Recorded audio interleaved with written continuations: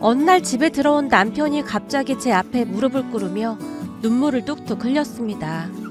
놀란 제가 남편의 팔을 잡고 일으켜 세우려고 했지만 남편은 꼼짝도 하지 않았어요. 여보, 왜 이래? 무슨 일이야? 제가 몇 번이나 물었지만 남편은 그저 눈물만 흘릴 뿐이었어요. 그런 남편에게 제가 다시 물었는데요. 여보, 도대체 무슨 일이냐니까? 저기, 내가 처음이자 마지막으로 당신한테 부탁 좀 할게. 부탁? 무슨 부탁인데 그래?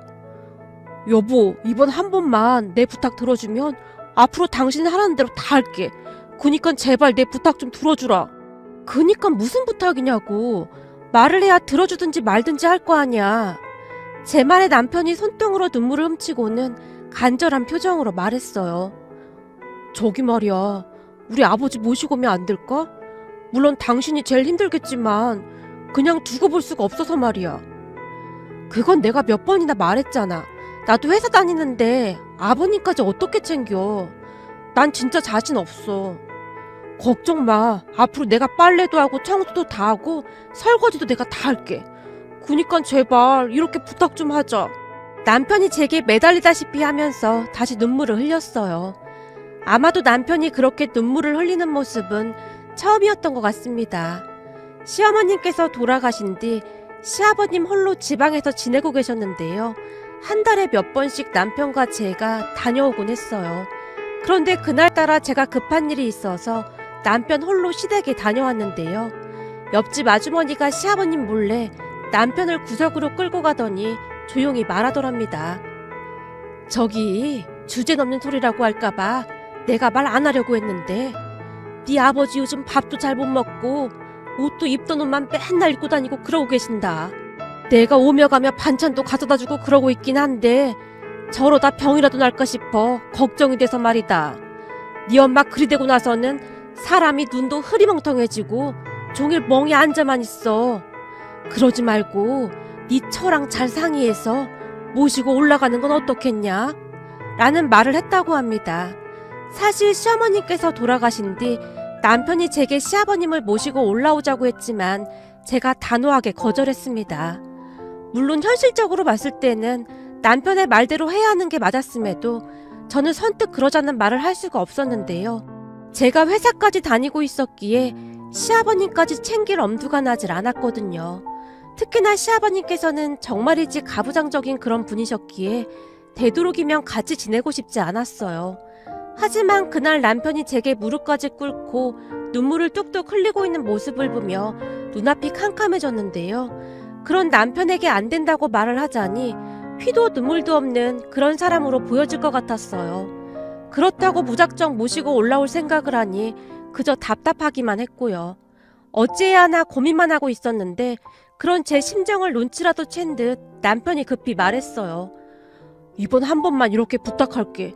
앞으로 이런 부탁 절대 안 할게. 그리고 당신이 하라는 대로 다 할게. 당신도 알다시피 우리 아버지 고생도 참 많이 하셨잖아. 올라오시면 당신 귀찮게 안 하고 내가 다 챙길게. 남편의 목소리가 너무나 간절했기에 저는 그런 남편의 말을 더 이상 거절할 수가 없었어요. 그리고 결국 시아버님을 모시고 올라왔습니다. 워낙 가부장적이었던 시아버님과 원래부터 무뚝뚝했던 저는 마치 물과 기름 마냥 잘 섞이지 못한 채 서로 눈치만 보고 있었어요. 저는 퇴근하면 방 안에 틀어박혀서 나오질 않았고 그런 제 눈치가 보였던 것인지 시아버님도 방 안에서 잘 나오지 않았습니다. 덕분에 중간에서 남편만 더욱 힘들어졌는데요. 시아버님께서 올라오신 뒤로 많이 미안했던지 모든 집안일을 남편이 도맡아 했다고 해도 과언이 아닐 정도였어요. 그런 남편을 보며 미안한 마음이 들어 제가 말리기도 했는데요. 여보, 당신도 힘들 텐데 설거지는 내가 할게. 너무 그러지 마. 당신이 그러니까 나도 불편하단 말이야. 아니야, 내가 좋아서 하는 일인 걸 뭐. 앞으로도 내가 다 할 테니까 당신은 아무 걱정하지 마. 마치 아이 마냥 남편이 활짝 웃고 있었어요. 처음에는 시아버님을 억지로 모시고 올라왔지만 남편이 노력하는 모습을 보며 저도 모르게 미안한 마음이 들기도 했습니다. 남편은 제가 생각했던 것보다 더욱 열심히 약속을 지켰거든요. 하지만 시아버님과 저는 여전히 눈치만 보며 하루하루를 보내고 있었습니다. 우리 집에 올라온 뒤로 시아버님도 많이 변해가셨는데요. 예전처럼 소리를 지르거나 짜증을 내시지도 않았고 어느 순간부터는 청소기로 집안 청소도 하셨어요. 거기다 출근하기 전 제가 시아버님 아침 밥상을 차려놓고 나가곤 했는데 퇴근하고 오면 말끔히 설거지가 되어 있기도 했습니다. 근데 이게 참 이상하더라고요. 시아버님께서 눈치를 보면 볼수록 제 마음은 더 불편하기만 했어요.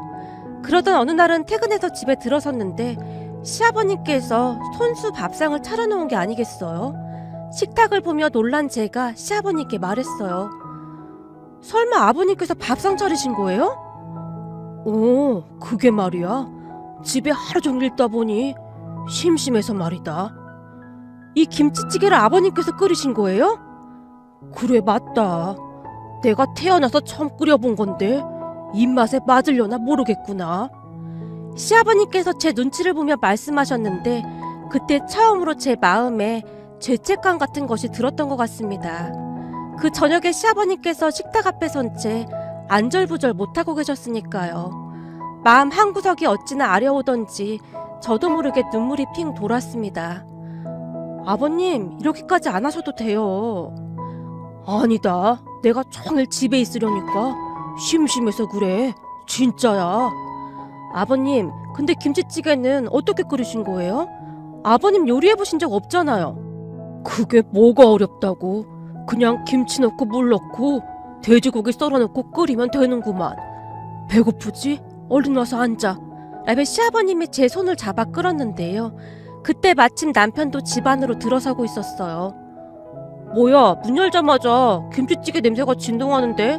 당신 오늘 일찍 퇴근한 거야? 아니야. 아버님께서 김치찌개 끓이셨대. 당신도 얼른 와서 앉아. 뭐? 아버지가? 아버지 요리할 줄 모르시잖아요. 모르긴 뭘 몰라. 그까짓 것 아무것도 아니더만. 남편과 제가 식탁에 앉았는데 시아버님께서 각자 그릇에 김치찌개를 담아주시고는 잔뜩 긴장하신 채 우리 둘의 얼굴을 바라보고 계셨어요. 뭐야? 엄청 맛있네? 아버지, 엄청 맛있어요. 그렇냐? 며느라, 너는 어떻니? 맛이 괜찮니? 네, 아버님, 정말 맛있어요. 국물이 아주 진한데요? 니들 입맛에 맞는다니 정말 다행이구나.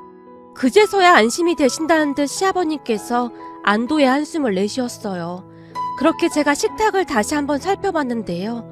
비록 반찬이 김치찌개와 냉장고에 있던 밑반찬 몇 가지였지만 시아버님의 마음이 고스란히 느껴져서 코끝이 찡해졌습니다. 그 뒤부터 시아버님은 매일 한 가지씩 찌개를 끓이셨는데요. 물론 간이 안 맞는 날도 많았지만 우리는 내색하지 않았습니다. 다만 제가 그만하시라고 몇 번이나 만류했지만 시아버님은 그저 됐다. 내가 좋아서 하는 일을 하니까.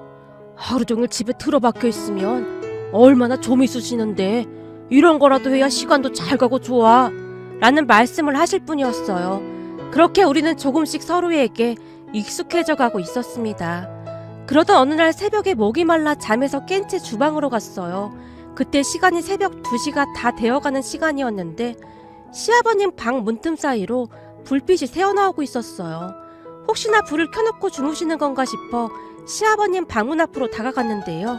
시아버님께서 그 시간에 누군가와 통화를 하고 계신 것인지 시아버님의 목소리와 어떤 여자의 목소리가 새어나왔습니다.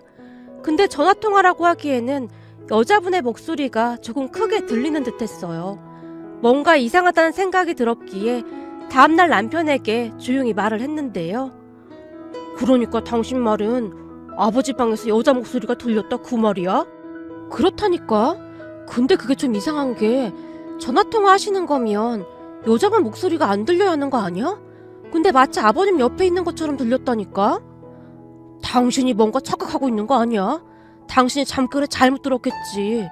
그 시간에 여자 목소리가 웬 말이야. 그런가? 내가 잘못 들은 건가? 그래, 당신이 잘못 들었겠지. 그 시간에 아버지가 누구랑 통화를 하시겠어? 하긴 그렇네. 남편의 말에 제가 고개를 끄덕이고 말았어요. 그 뒤 시간이 얼마나 지났을까요?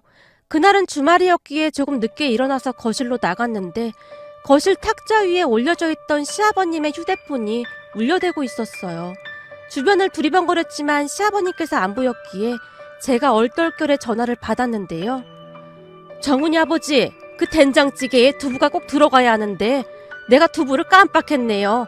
두부도 썰어 넣어야 하니까 두부도 한번 사와요. 어떤 아줌마가 다급하게 외쳤어요. 그 말에 제가 얼어붙은 듯 아무런 말도 못하고 있었는데요. 정훈이 아버지, 내 말 듣고 있는 거요? 사람이 얘기를 하면 대꾸를 해야지 왜 대답이 없어요? 이상하네. 전화가 끊겼나? 아주머니가 이상하다는 듯이 전화를 끊으려고 했어요. 저기 죄송한데 전화하신 분은 누구세요? 당황한 나머지 제가 다급하게 물었습니다. 정훈이 아버지 전화가 아닌가? 전화는 맞게 거셨는데 누구신지 물어봐도 될까요? 그 집 며느리인가 보네. 정훈이 아버지 옆에 없어요? 지금 잠깐 나가신 것 같습니다. 그래요? 그럼 내가 다시 전화하리다. 저기 잠시만요. 제가 그 아주머니를 불렀지만 이미 전화가 끊어진 뒤였습니다. 그렇게 한동안 전화기만 바라보고 있었는데요. 곰곰이 생각해보니 그 새벽에 시아버님과 통화를 했던 그 아주머니라는 확신이 들었어요. 그래서 급히 그 아주머니의 전화번호를 메모지에 적었습니다. 잠시 후 시아버님께서 양손 가득 음식 재료들을 들고 집 안으로 들어오셨어요. 아버님, 어디 다녀오셨어요? 오늘은 된장찌개에다 삼겹살 좀 구워볼까 해서 이 앞 마트에 다녀왔다. 오늘 회사도 안 나가는데 저한테 시키시지 그러셨어요. 아니다. 슬슬 바람도 쐴 겸 다녀왔다. 그리고 주말인데 니들도 좀 쉬어야지. 잠깐만 기다려라. 오늘 아침에는 간단하게 우유에다 빵 먹고 점심에는 내가 삼겹살 맛있게 구워주마. 아버님, 제가 할 테니까 앉아 계세요. 아니다, 괜찮다. 시아버님께서 주방으로 들어가서는 토스터기에 식빵을 굽고 계셨어요. 아버님, 토스터기 사용하는 것도 배우셨어요? 아, 이거 별거 있냐? 여기에다 빵 넣고 이렇게 내려주기만 하면 되는걸. 내가 몇 번 연습해봐서 이젠 아주 기가 막히게 잘한다. 근데 아버님 빵 안 좋아하시잖아요. 전에는 소화 안 되신다고 안 드셨던 것 같은데. 아니야, 먹어보니 바삭바삭한 게 아주 맛있어. 여기다 그 딸기잼 올려 먹으면 아주 기가 막히더구나. 달달한 커피까지 같이 마시면 아주 금상첨화야. 시아버님께서 싱글벙글 하신 채 빵 위에 딸기잼을 바르고 계셨어요. 저는 그 모습이 그저 신기하기만 했습니다. 항상 무섭게만 느껴졌던 시아버님께서 변해도 너무나 많이 변해 있었으니까요. 그렇게 시아버님께서 준비해주신 토스트를 먹은 다음 잠시 밖으로 나와서 그 아주머니에게 전화를 걸었어요. 안녕하세요. 조금 전에 통화했던 사람인데요. 아까 저희 시아버님 찾으셨던 분 맞으시죠?